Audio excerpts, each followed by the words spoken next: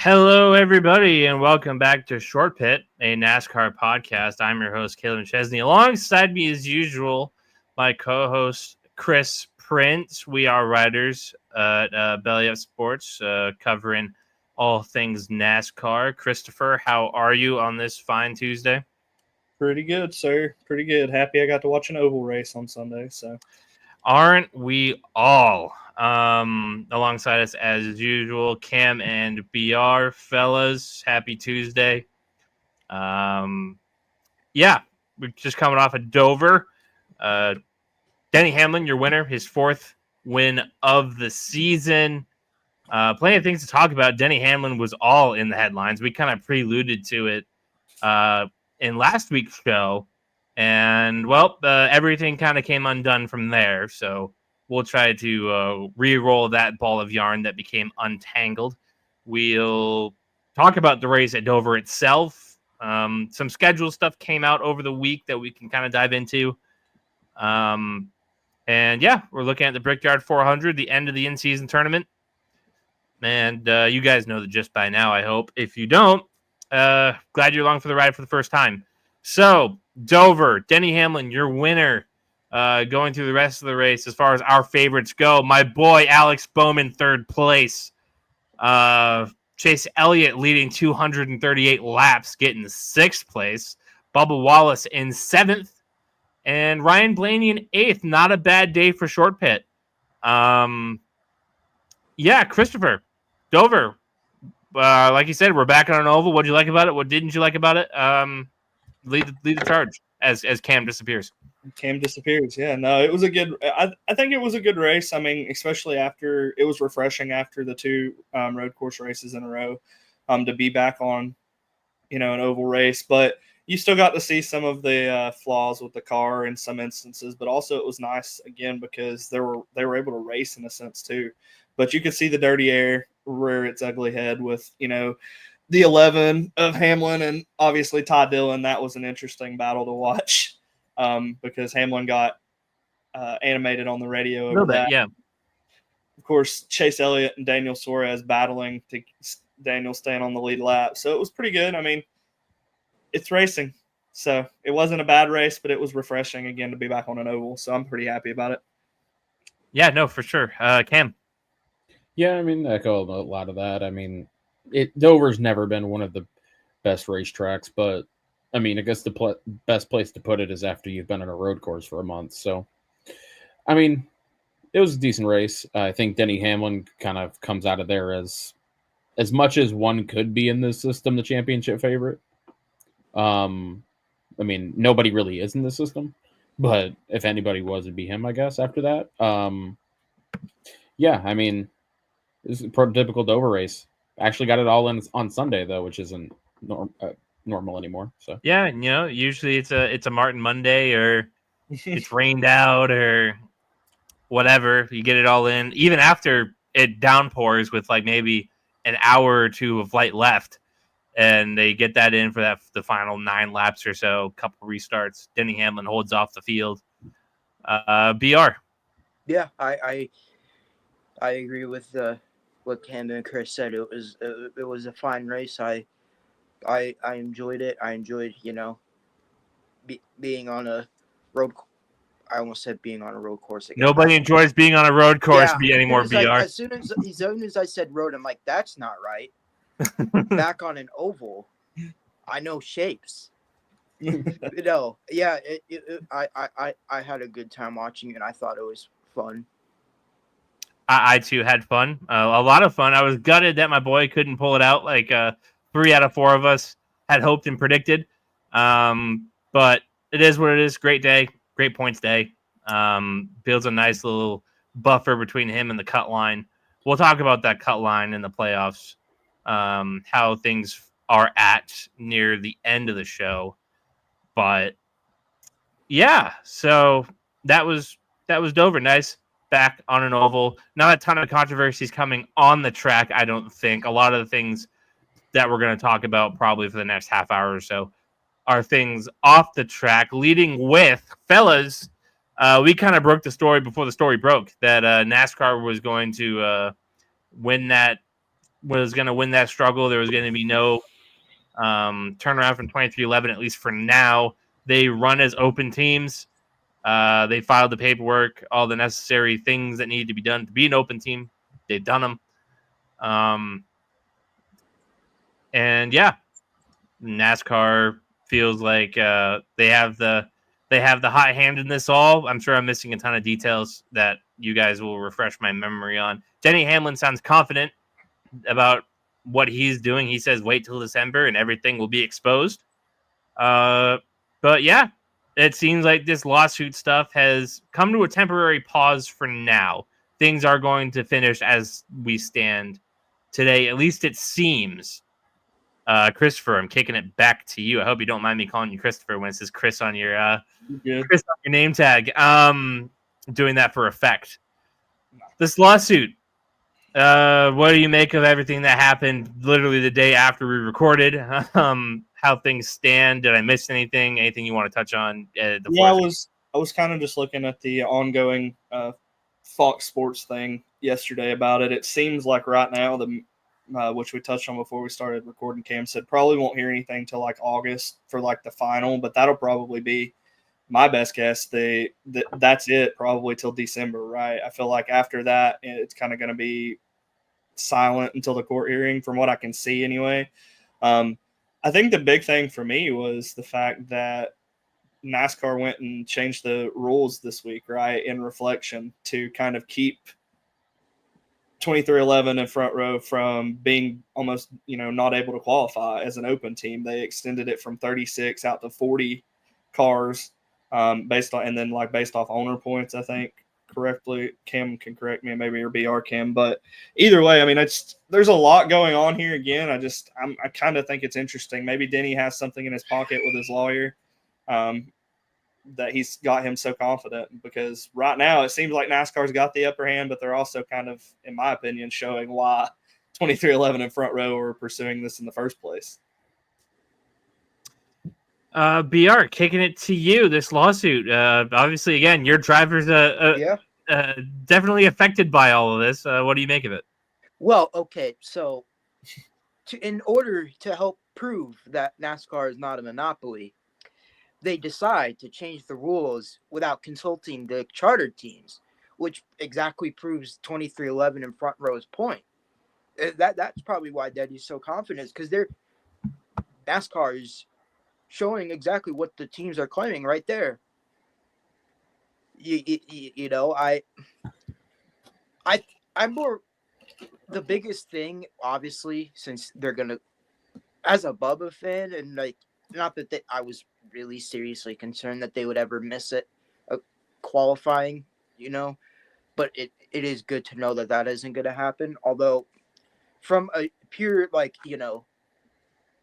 antitrust law point, NASCAR might have hurt themselves a lot more with doing that, because doing it just middle of the week without, I assume, without consulting the teams, it just, people who aren't monopolies don't move like that. So yeah, I'm not worried about 2311 temporarily, because they're owned by Michael Jordan. He has the money to make up for the lost purse money.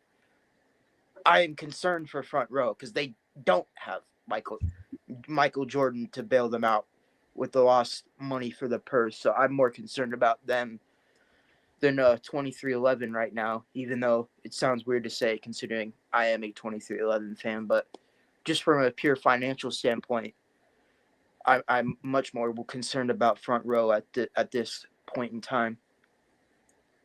Cam, tie it all together. What do you get to add?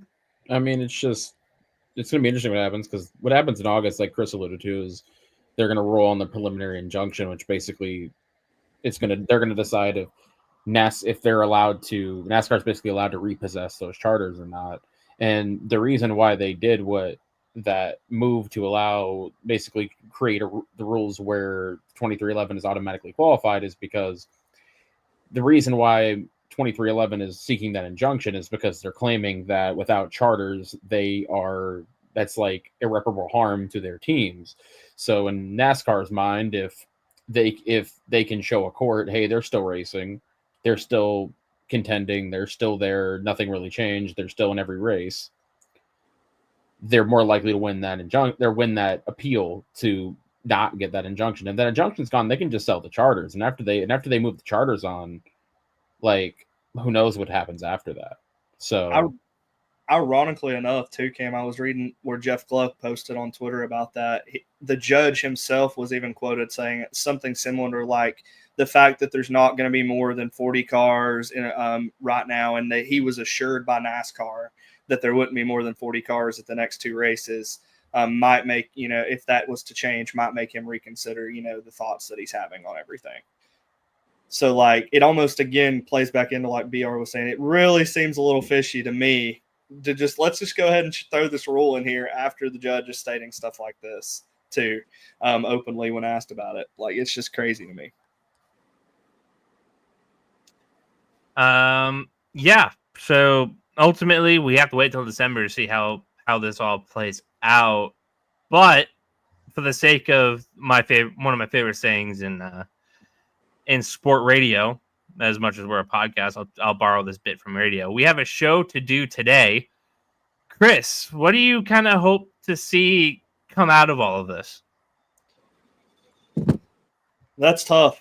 I kind of what Denny's echoed the whole time, right? Like if you've listened to NASCAR podcasts and NASCAR media, you've heard people like Jeff Gordon and other owners, Richard Childress, say that it's not exactly been the most profitable for the teams, right?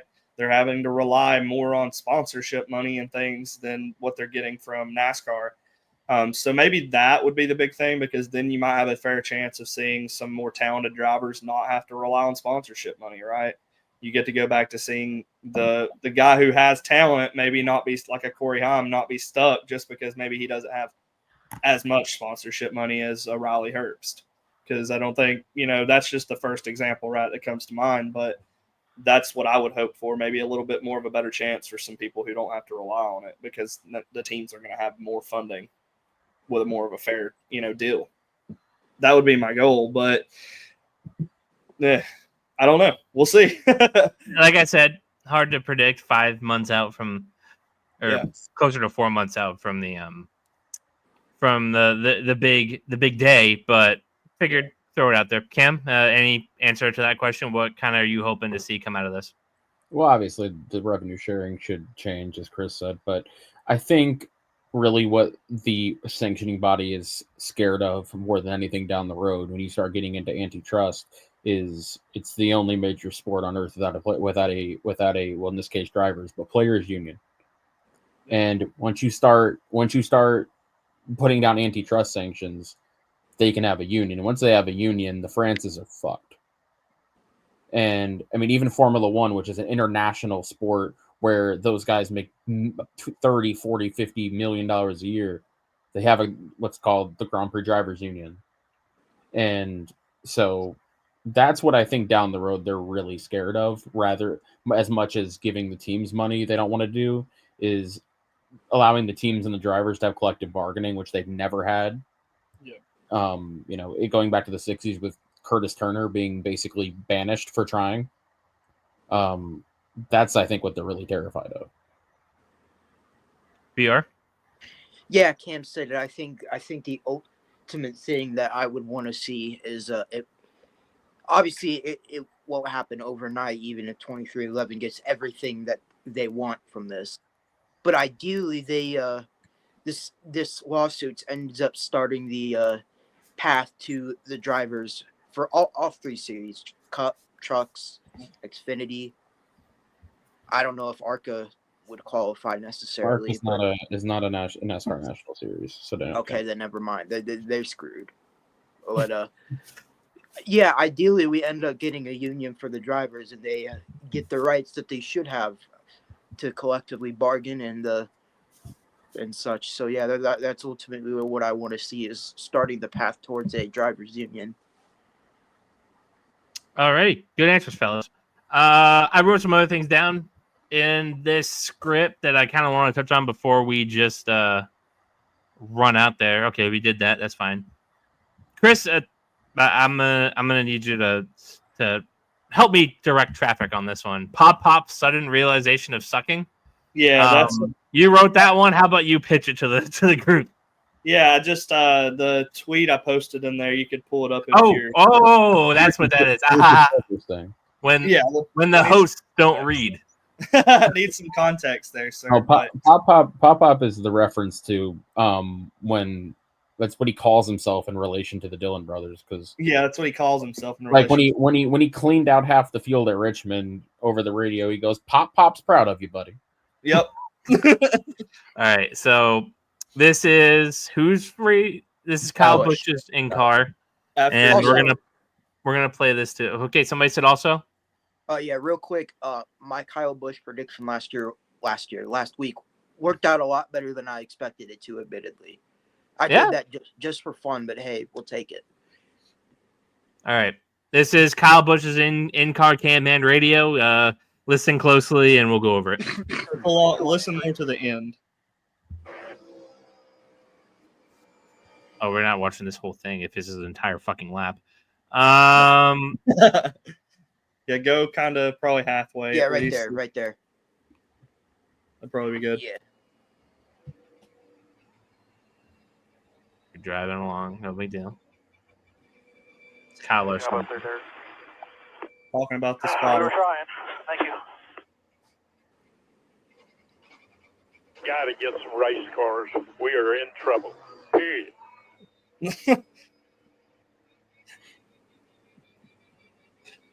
And that's it. Oddly quiet for a Kyle Busch radio. What Chris. in the world? Like, it took you this long? We're in trouble? Seriously? Like, you've been in trouble for a little while there, Richard. Come on now. Like, your grandson had to clean out the whole field at Richmond, and then didn't make the playoffs just after all that work he had to do to get there. And then Kyle Busch, you took a championship contender basically year in and year out at Joe Gibbs and made him irrelevant. Like, you're just now coming to the conclusion we need to get something changed here. I don't think it's the cars. I think there's something more going on. Like what? I think it's. What are you alluding to, Christopher? I think there's some organizational changes that need to be made, but I don't know that it's going to happen, right? Like, I think it's too much of a family organization for Richard. And that's not always a bad thing, but in some cases it can be, because I think you get Austin out of the car. Dale Jr., I read something a while back. I wish I could have found the quote, but he said something. He had like a plan, right? He was like, if I'm Austin, I start looking at getting out of the car soon, going to Richard and saying, hey, I want to pursue, this, and, putting more talent in the driver's seat at least, but it's also more than that, I think, because you got one of the best in it. How are you going to argue that Kyle Busch isn't one of the best? He's driving these shit boxes to decent finishes when he can. And but there's more to it, right? Organizational. It's got to be. He ended last year with 2 runs at like P2, like Daytona and Darlington. He could have made the playoffs. Yeah. If 1 or 2 things go differently. I think it's crazy that it's just a random Dover race where, Kyle did have he had a decent race, and he finishes 11th. And he drives his ass off. Now we're just going to throw it over the radio. We got to get some cars. Serious. Like, what took so long now to just throw it out there now? And there's so many Kyle Busch fans on Twitter that if he had said this at any point before, it would have came out. Yeah, exactly. We are 5-ish races away from the playoffs, and it's just now hitting them. Yeah, 3 years into the Kyle Busch contract now? Yep. 3 years. And I think he just signed an extension. Yeah. I mean, he won 3 races and his first season, and some could argue 2 of those were Mickey Mouse because one of them was at Talladega. And everybody ran out of fuel. Exactly. So, I mean, he's not been the same since joining Richard Childress Racing. There's something more going on, and it's been going on for a little while now. And it hurt Kyle Busch so bad that Jordan Bianchi reported that he looked elsewhere, but everywhere else that would have signed him would be a downgrade. Yeah. So, Cam, Kyle Busch, Dickie Childress, what do you got? I mean, you remember when he won Auto Club and he was by far the fastest car on the racetrack, and we were all like, yo, what is this going to be? Now they haven't won in 2 years, but because I don't count Richmond. Right. I don't count Richmond. But no, I mean, organizational changes, cars got overhauled to get that twerp out of the car, like that stuff's all got to happen. And I'm gonna whisper of a dream. Earnhardt Childress Racing. BR touched on there. this too. No, Yeah. not even just sell it all to Junior. Let Junior come in. Earnhardt Childress Racing, and then Junior Motorsports becomes a feeder team to the Cup team. Yes. And it would instantly become the most popular team in the sport. It would make the Hendrick fans, the Hendrick fan base, look like shit. Like it would instantly become the biggest fan base in the entire sport. You would have the 3 and the 8, Kyle Busch there until he gets tired of it, and then Junior can keep putting guys in there that he fostered from his team. You would have all that. You would have whatever sponsorship you'd want. You'd still have that old bastard running the team, but we can make him feel like he's important in the corner. Yeah, there you go. And Junior can bring in all the talent he wants to bring in because it would instantly become the biggest story in American motorsports. Absolutely. That would be amazing. And they would have sponsorship to where Kyle Busch wouldn't have to change sponsors every week to something you've never heard of. The worst bourbon you've ever heard of, the worst nicotine pouches you've ever heard of. Look, Morgan and fucking Morgan. Look, if you're forced to have a sponsor that when they do here's your wallpaper for the week, half the wallpaper is the nicotine warning, you're in some issues. Yeah. BR. Yeah, I mean, I don't really have much to add. I that would be, yeah. Hopefully, Junior can come in, help get this the ship straightened out, because I think it's good for the sport when more teams are good. They could buy another charter. Hell, Yeah. dude, Yeah, yeah. but there's certain. Take 2311 in front rows back. They buy another charter. Bring the 15 back. There you go. See, we'll just have Or the the 31. The Kaz Gralla machine. They can argue about it. It can either be the 15 or the 31, whichever one they want. It don't matter. There you go. I mean, I guess with his wins recently, it probably won't happen. I'm like, tell SVG to get that 88 off that damn car. Put the third car RC. Imagine the 3 cars they have: the 3, 8, and 88. To this day I don't know what caused that. Because he was the 97 his whole career, even in supercars. It's not like it was taken. No. Yeah. Like to this day, I have no idea what that is. Why he did that. Yeah, I kind of feel like that was something someone threw out as a joke, and they're like, you know what? He's good with it. We got nothing better to do. Sure. But yeah, have SVG go back to the 97, 3, 8, 88. They would be moved. The merch stand, they would not be able to keep those shirts on. They would not be able to keep those. Let me tell you, as someone who regularly goes to a track that has large amounts of seating, what I see at the merch haulers, you wouldn't be able to walk to the other ones. Like you would have to navigate to the other ones somehow. At a short track, it's bad enough, but when you're at a track that has a lot of stands, like Michigan, where there's a lot more people there, you're like, it's hard. I was in a line for 40 I'll minutes. report at the 27 Daytona 500 how it looks. Dude, I heard that's absurd, by the way. Oh, I've I heard can that's imagine. absurd. But even at Michigan, though, I was in the Penske merch hauler line for 40 minutes. Those merch hauler lines, they're crazy. Yeah, because all them people that are only go there once in their lives are like, let me buy something. They don't realize they can use the internet to buy their race merch. In fairness to them, I have never found anything on Fanatics or anything related that's anywhere near what they have at the track. I don't know why they hide shit, but they do. My Chase Elliott hoodie is like one of my favorite pickups, and I got that at the track hauler where Chase Elliott had his own hauler, and I'm like, oh, Mr. Big Time over here. I have a Blaney hat that just has a 12 on it, and it's a stretch snapback. I've never seen that thing anywhere else except on a merch hauler. Yeah, I don't know why they do that, but they do. It's crazy. All right. What else did I have on the document? The Chicago Street Race got told to get fucked for at least 1 year. The their goal is to come back for 27, according to the Chicago Street Course Twitter account. They say that. We'll see. Yeah, right. Well, good luck with that. Yeah. I like the Chicago Street Course more than most. I would have enjoyed them. I'd not enjoyed. I'd have been totally okay with them coming back. Okay that they didn't. And but along with that, the San Diego Street Race seems to be at the final inches or so of getting that thing done and announced. So yeah, Street Course trade. And anybody have any thought besides whatever? I mean, I think it'll be actually probably be a better show because they're doing it around the naval base there apparently. So Yeah, I did read that. they have more freedom to kind of almost like create corners. But if Chicagoland's going to come back, there's no need to have the street race because you're already in the market. Mhm. And I agree with you. It grew on me as years went on. It was all right, but it's weird that they're not in the Southern California market because of whatever the hell they're doing with Fontana. I don't know what's going on over there. It's a lot. It doesn't exist, it doesn't exist anymore for some reason.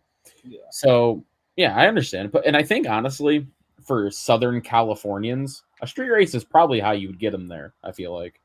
So I don't mind it, and the one-off can be out there, and we can get Chicagoland back. I'll take the trade.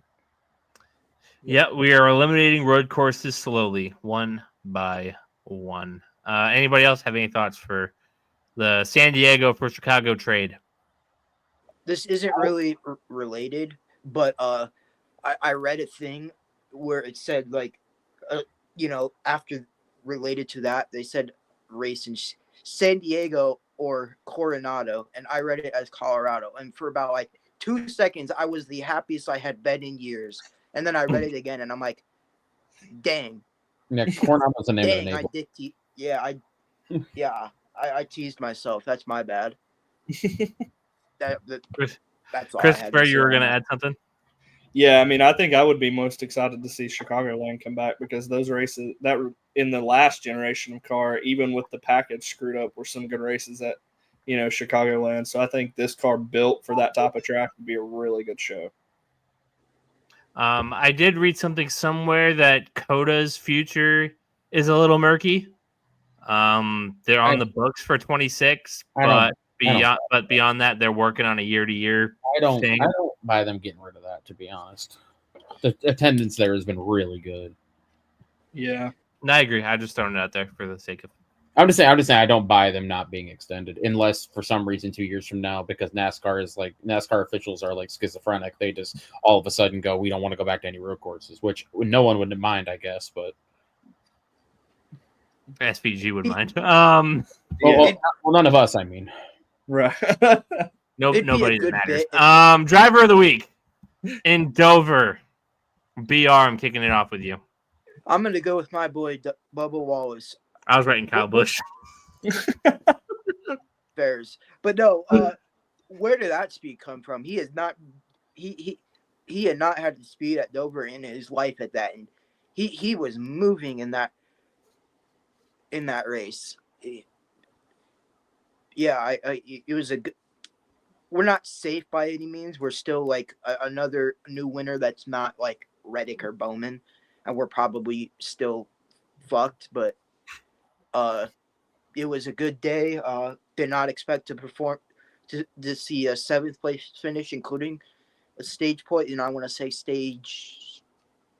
Yeah, 1? stage 2. You got a P10. Stage 2. Sorry, my fault. Anyways, but yeah, I'll go with Bubba Wallace. Christopher. Yeah, I'm going to go with Alex Bowman, actually. He showed a lot of long run speed, grabbed stage points. Needed at the end after the rain. Yeah. But, I mean, it was still a good day for Alex. He's gaining on that cut line, making it hopefully a little bit, less nerve-wracking for you if he doesn't win and we don't have, like, 6 new winners magically out of nowhere.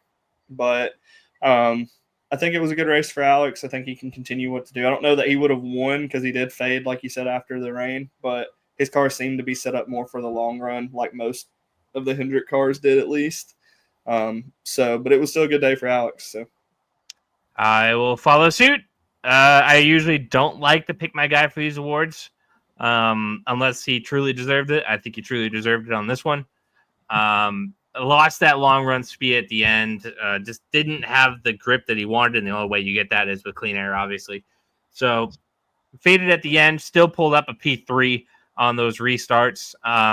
Real strong, solid day. Wanted to win, needed to win, but you take your good day. You take the gain on the cut line. You're over Busher now, which a couple of weeks ago I was like, yeah, he's not fucking catching that guy.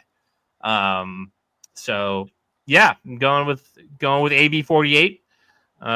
Indianapolis, not kind to him.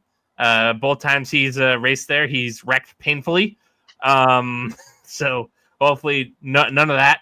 Get a good finish and save your energy for what's to come after that, which is the Glen, Richmond, etc. Yeah, Cam.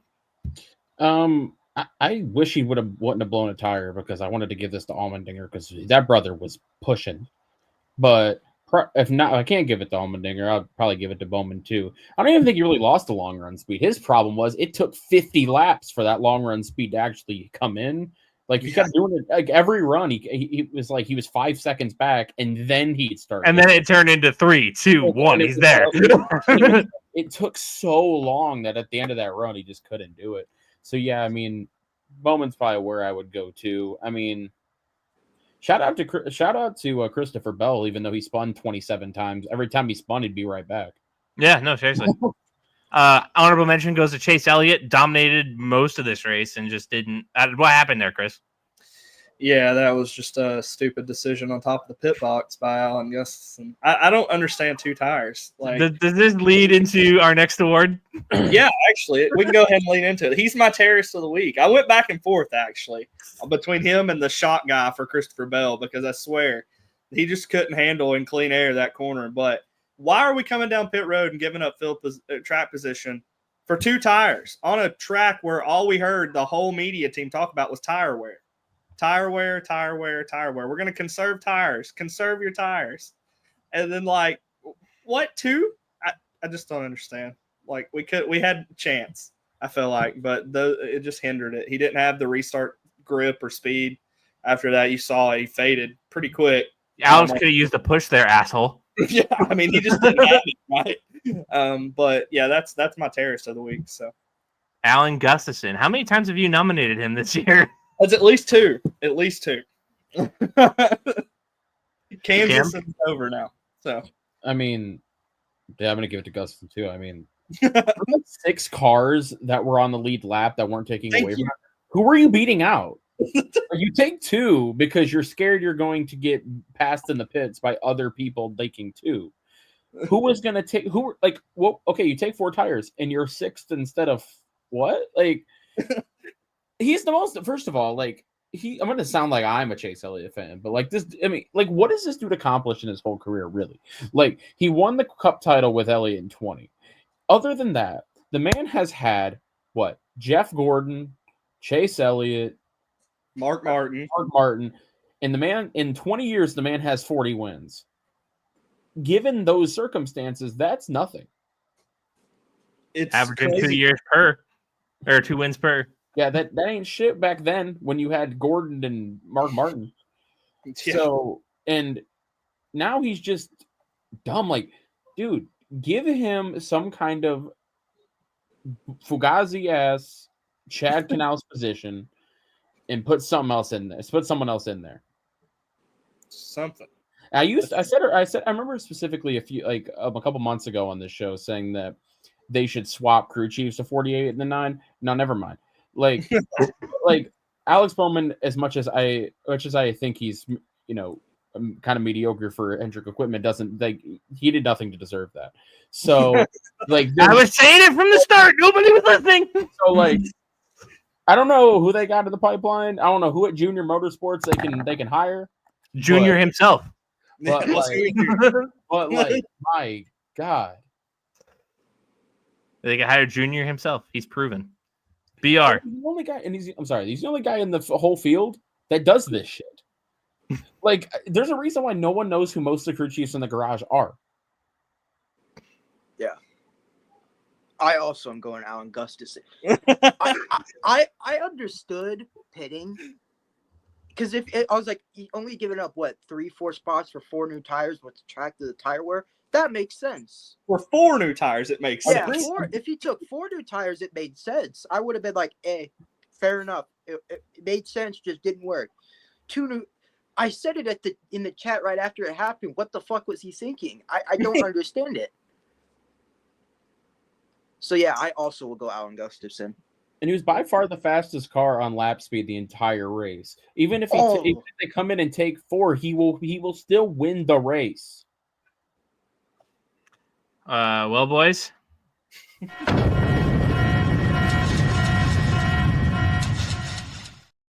Breaking news: Alan Gustafson is your second unanimous terrorist of the week. You guys talked me into it. Breaking news. Who else were you going to pick? Right. Christopher Bell was spitting too much? I mean, Richard Childress's dementia-riddled brain for just now realizing that they're in trouble.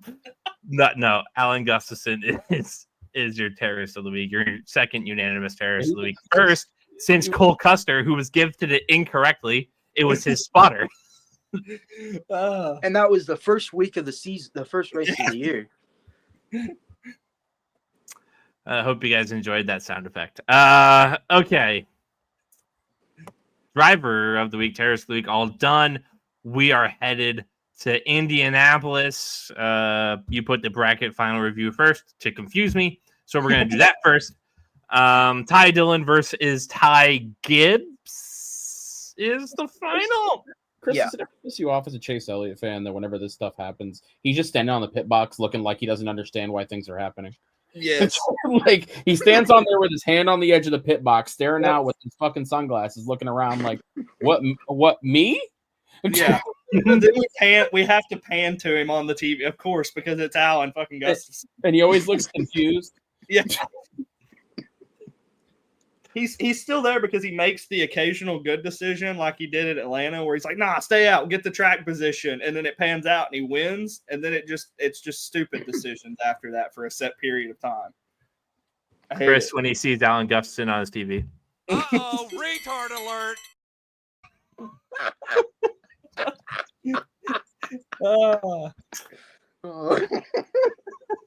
Hopefully none of our 42 viewers are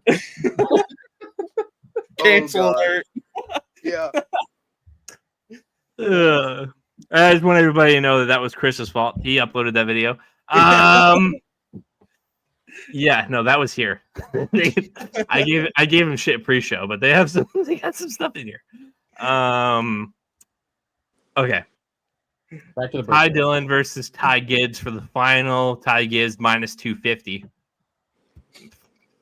Okay. Will Ty Gibbs blow up? That is the question of the That's the question. Will AJ Allmendinger put the hit out? He's not going to be fast enough to find him. Do it when he's getting lapped. We're talking Matt Kenseth, Joey Logano, Martinsville playoff type of race. It's so blatant. It's a 2.5 mile track. How many cars are going to get lapped? Just drives through his pit box and just murders his pit crew. Like, He just goes on the radio, try pitting now. Pit. Wait, we just pitted 2 laps ago. Pit. Oh god. Yeah. So it's safe to say we're all going Ty Gibbs unless his motor blows. Ty Dillon. Black. I'll get on the bandwagon way too late. I want to see the Ty Dillon thing. It's just this ain't a normal track, man. Like, the colleague is gonna be so slow. It's not even funny. I'm gonna say that, and they're gonna bring some kind of illegal package and to qualify like 9th and 10th or something, and I'm gonna look like a dumbass. But in theory, they should be so slow. So Ty Gibbs finishes ahead of him and then gets disqualified. That might be more likely than him finishing higher than him on track. Yeah, he gets hit with the Bozempic. Dude, that meme would be incredible because like that the narrative would be they cheated to beat Ty Dillon.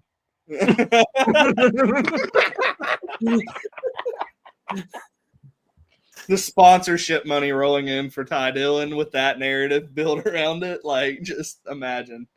Oh my god. Retard alert. And also like, everybody at Gibbs is throwing everything at the wall trying to get him to win because the other three haven't won, and they are not succeeding.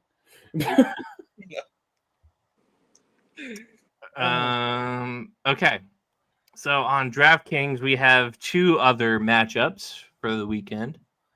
Denny Hamlin versus Kyle Larson. Yeah, it's I'm gonna happen. taking Denny because Larson's he had a good week this week. Gonna give it to him. I feel like that monster might not be totally gone. It might rear its ugly head here at Indy, but he's doing double duty this weekend. I did read, so maybe that'll help. But I'll take Denny. Yeah, for now. I mean, Denny for now too. he won Michigan. He was probably the fastest car at Pocono, and he's just been the best car. Him and the Knight have been the best car in the series all summer. BR. You say he's gonna do double duty. I thought he was calling the race. Is he gonna call the race while being in the Xfinity race? He's running in the 17, as far as I know. No, he is in the race, but I thought he was supposed to call the Xfinity race. I guess not. I guess not. Yeah, he's making a surprise start this week. Guess that changed. They should have him commentate while in the race himself. I'd tune into that. But yeah, I'll say the demons aren't totally gone yet, and this one's gonna slow. Yeah, I'll take Hamlin as well.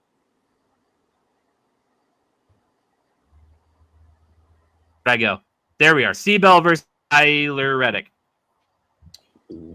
Oof. That's tough. That's Seabell. I find it interesting that it's on there. Like if you're only gonna have two matchups, it's just interesting for that to be it. Yeah. My gut says Tyler Reddick.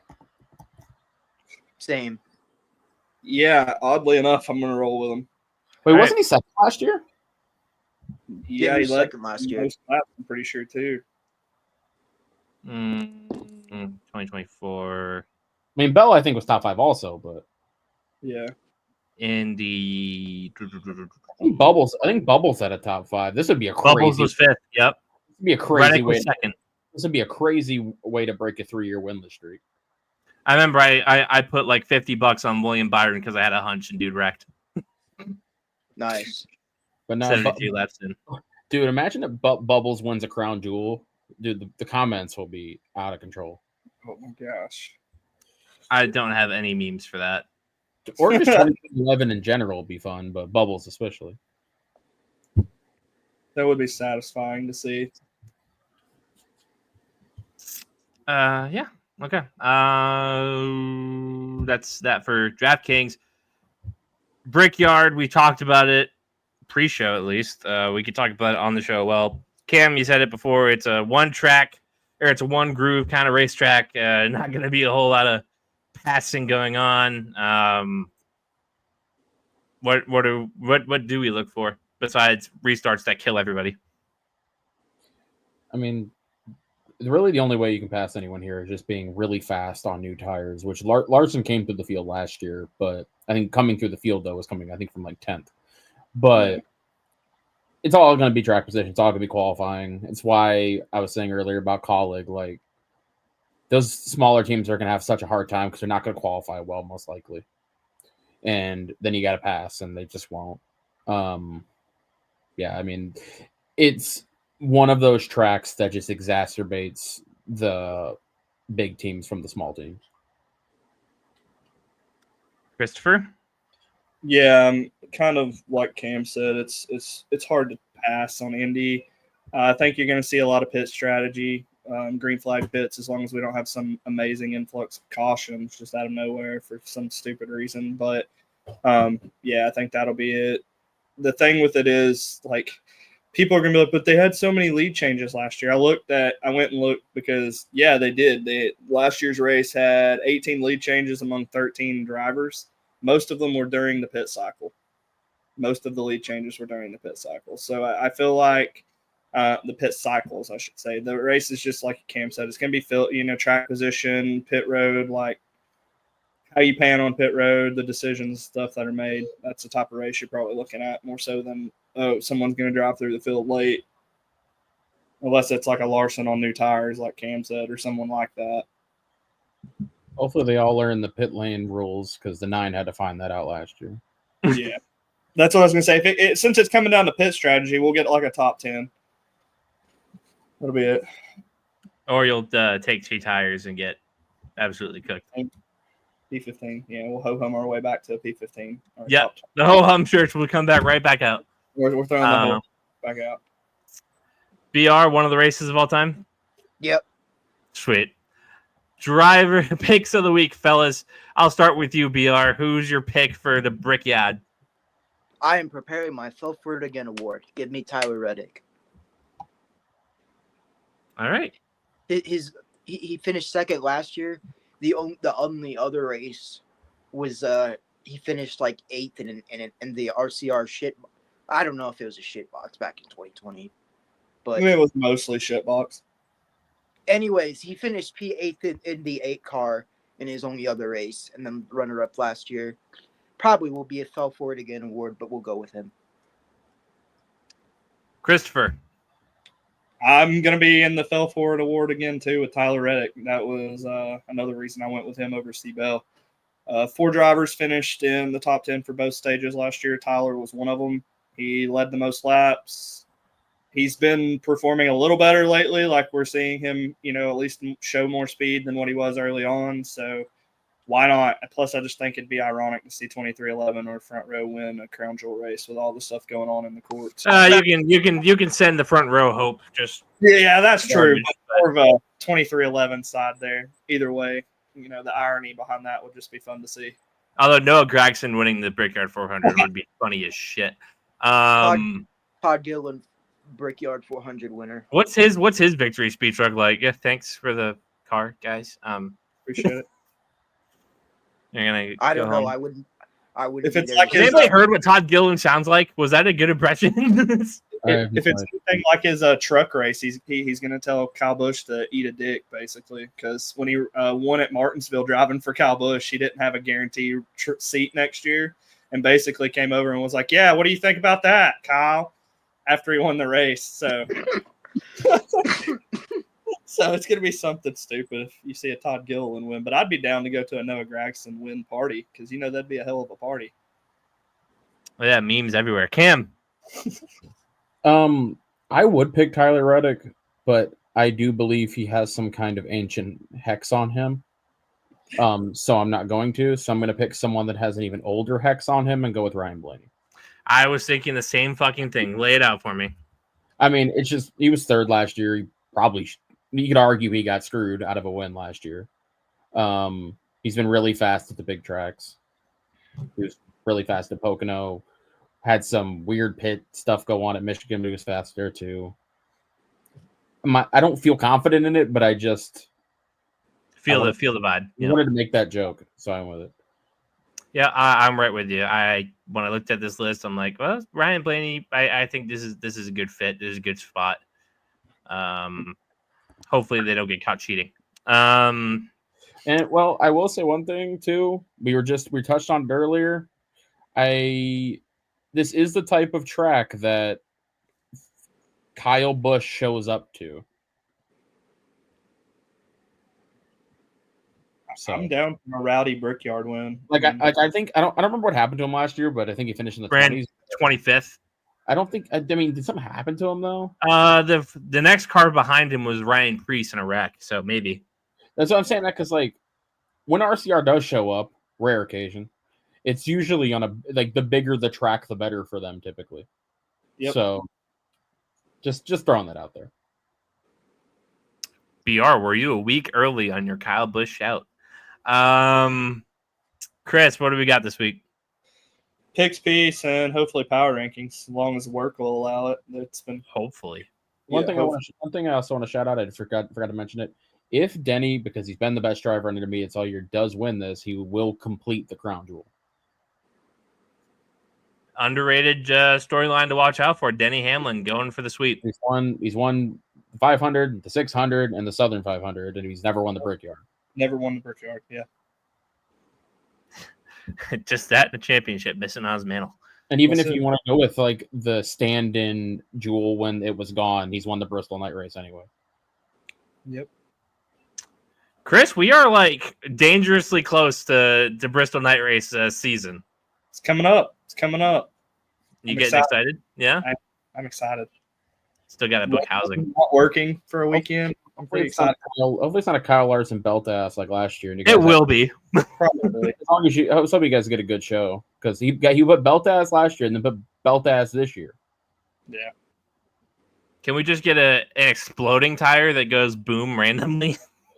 Because what he led 470 something laps in the fall. What did he lead in the spring this year? It was a lot too. Yeah. Whose smoke alarm's going off? No, that was a phone. Mine. Let's see. If you have an Android, Chris, I mean that it counts as a smoke alarm. It's kind of like an iPhone. yeah, it's an Apple. You're good.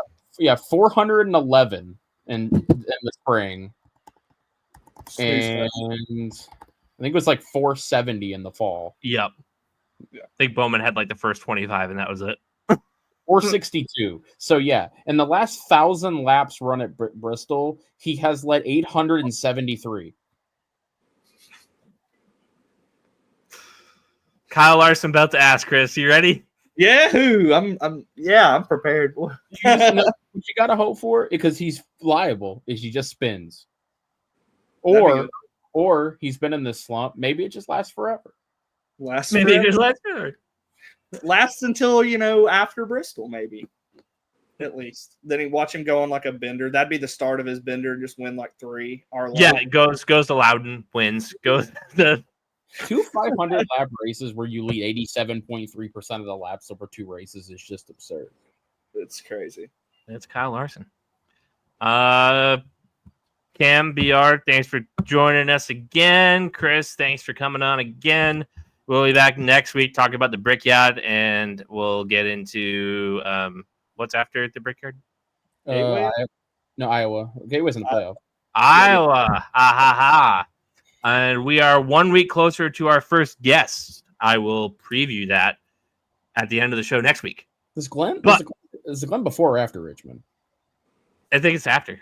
Or it's before. I think it's before. NASCAR. It's Glenn, Richmond, Daytona, right? So Iowa, yes. Glenn, Richmond, Daytona, then playoffs? Yeah, Glenn. Yeah. Yep, Iowa, Glenn. So we'll preview our first guest at the end of next week. And we'll go from there. So thanks for watching, everybody. Make sure you like and subscribe. Make sure you follow the show on Facebook and Twitter. Make sure you follow all of us on Twitter. And especially harass BR. He's active on there for sure. He will get back to you promptly. Only if you defend Triple H's booking. All right. Thanks for watching, fellas. We will see. Tell him how much the Pirates need to trade Paul Skeens immediately. Tell him about it. Yeah. Get rid of Paul Skeens. Absolutely. We'll see you all next week.